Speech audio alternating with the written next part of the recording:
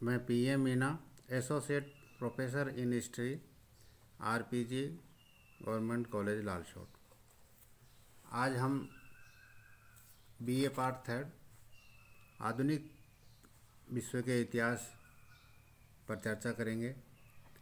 जैसा कि हमारा जो पिछला वीडियो था उसमें हम यूरोप में पुनर्जागरण का अर्थ, स्वरूप, इन पर चर्चा की और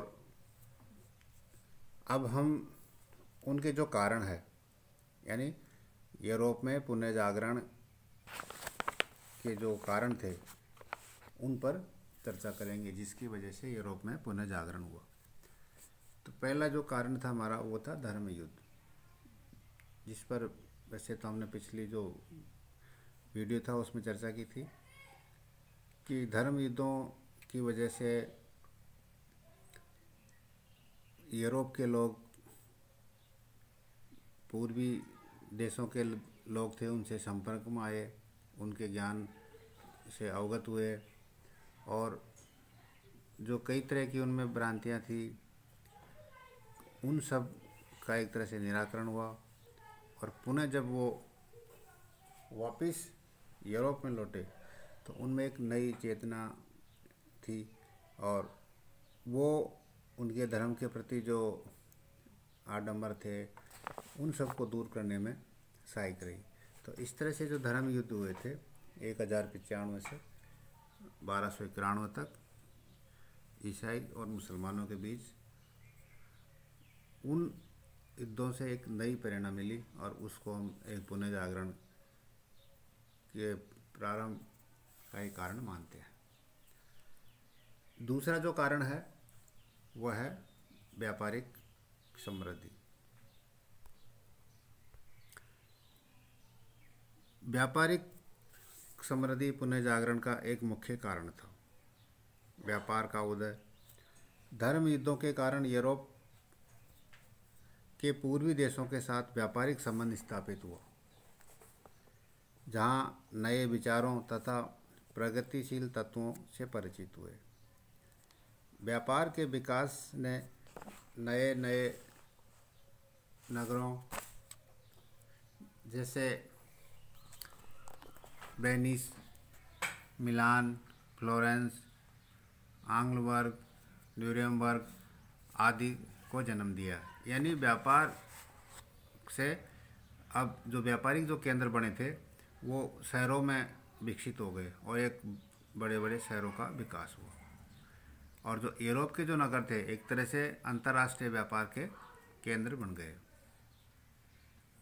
जहाँ पर निरंतर विभिन्न देशों के व्यापारी एवं यात्री का आना जाना था और उन से संपर्क में आने से कई चीज़ों की जानकारी मिली।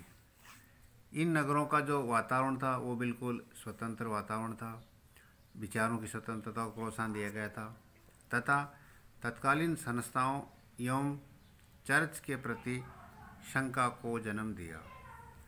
इस भावना ने पुनर्जागरण के विकास को गति प्रदान की। धनी व्यापारियों ने विद्वानों को आश्रय दिया, जिससे साहित्यिक क्षेत्र में उच्च कोटि का साहित्य का सृजन हुआ एवं विज्ञान के क्षेत्र में अन्वेषण का सिलसिला भी आरंभ हुआ। व्यापारिक वर्ग ने चर्च की आलोचना करके उसके महत्व को कम करने की कोशिश की। चर्च सूद लेने को पाप मानता था, अतः व्यापारियों ने इसका विरोध किया। यानी व्यापारी जो अपना धन कमा रहे थे वो अपनी आवश्यकताएं, सुख सुविधाओं उन पर खर्च करना चाहते थे, लेकिन ये जो धर्म अधिकारी थे, जो चर्च के जो पादरी लोग थे, ये उनकी आलोचना करते थे, उन्हें अच्छा नहीं मानते थे।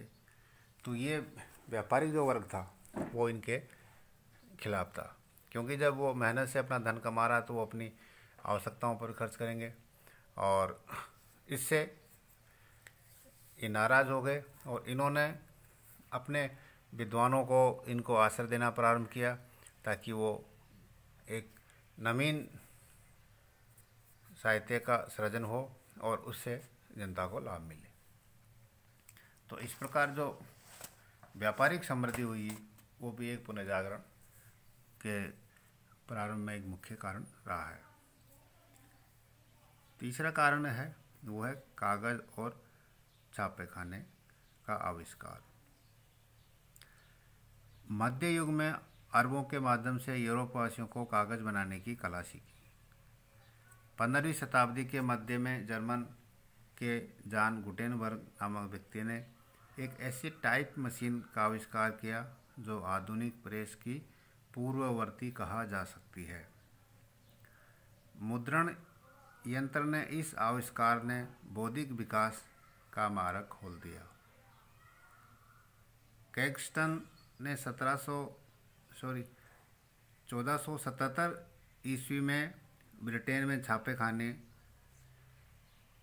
की स्थापना की। धीरे धीरे इटली, जर्मनी, स्पेन, फ्रांस आदि देशों में इस यंत्र का प्रयोग होने लगा। कागज और मुद्रण यंत्रों के आविष्कार के क्रांतिकारी परिणाम हुए।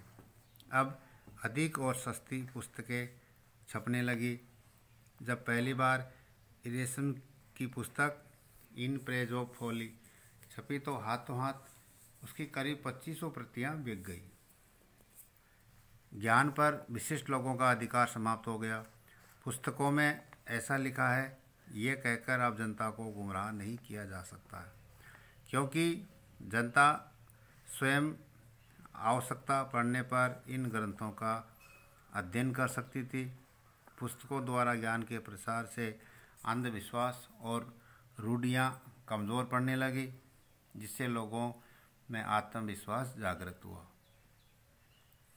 इस प्रकार कागज और मुद्रण यंत्रों ने पुनर्जागरण में आग में घी का कार्य किया। प्रसिद्ध विद्वान बिल ड्यूरो ने लेखन कला के पश्चात मुद्रण कला को ही इतिहास का सबसे बड़ा आविष्कार माना है, जो बौद्धिक चेतना को सर्वाधिक विकास किया। यानी अब हर सामग्री जनता के लिए सुलभ हो गई। अब से पहले चूँकि छापाखाना था नहीं, पुस्तकें अलिखित होती थी, सीमित मात्रा में होती थी और वो आम जनता के पास उपलब्ध नहीं रहती थी, तो इसीलिए लोगों को पढ़ने को नहीं मिलती थी। और जो ऊपर के जो अधिकारी वो लोगों को इस प्रकार से भ्रमित करते थे कि इस पुस्तकों में ये लिखा है। क्योंकि अब जब छापेखाने का आविष्कार हो गया तो पुस्तकें ढेर सारी छपने लगी। अब हर कोई व्यक्ति जिसकी इसमें रुचि है और जो ज्ञान ग्रहण करना चाहता था वो पुस्तकें स्वयं खरीद करके और उनको पढ़ने लग गया। तो अब वो एक विशिष्ट लोगों तक सीमित नहीं रही, अब वो आम लोगों तक पहुंचने लगी और क्या लिखा है पुस्तक में इसकी जानकारी वो स्वयं ही प्राप्त करने लगे।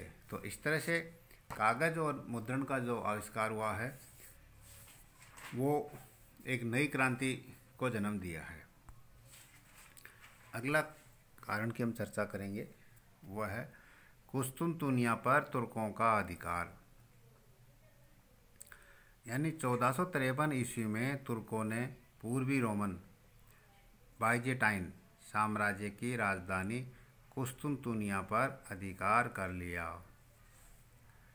कुस्तुनतुनिया पर तुर्कों का अधिकार हो जाने से यूरोप से पूर्वी देशों को जाने वाले स्थल मार्ग पर अब तुर्कों का अधिकार हो गया। चूँकि तुर्क लोग व्यापारियों को लूटते थे और ये बर्बर जाति थी, उनको परेशान करती थी, अतः यूरोप का पूर्वी देशों के साथ व्यापार बंद हो गया।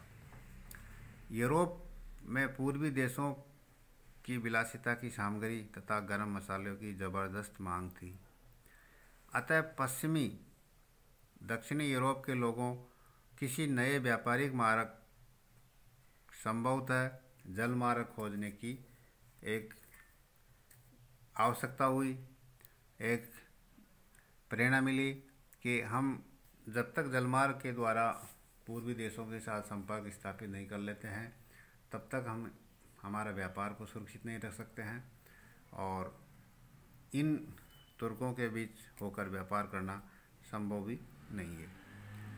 तो इस तरह से लोगों में एक खोज की व्याग्रता हुई, लोग इसके लिए प्रयास करने लगे और हम देखते हैं कि धीरे धीरे से अमेरिका की खोज हो गई, भारत और पूर्वी द्वीपों का जल मार्ग ढूंढ लिया गया और अब व्यापार करना बहुत आसान हो गया क्योंकि जल मार्ग के द्वारा व्यापार होने लगा।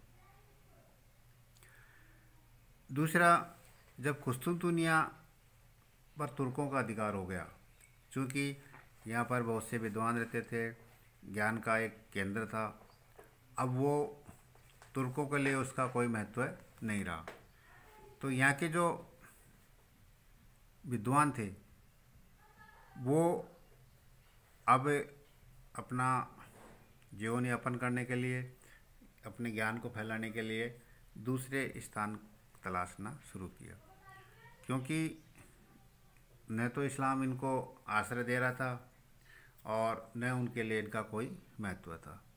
फलस्वरूप ये लोग अपनी आजीविका की खोज के लिए हजारों यूनानी विद्वान, दार्शनिक एवं कलाकार इटली, फ्रांस, जर्मनी, इंग्लैंड आदि देशों में चले गए और जाते समय अपने साथ प्राचीन रोम और यूनान का जो ज्ञान था इनके पास, उन सब को अपने साथ लेकर चले गए, क्योंकि इनका आजीविका का सारा ही वही था। तो वो स्वाभाविक है कि अपने साथ अपने ज्ञान और ग्रंथ को लेके चले गए।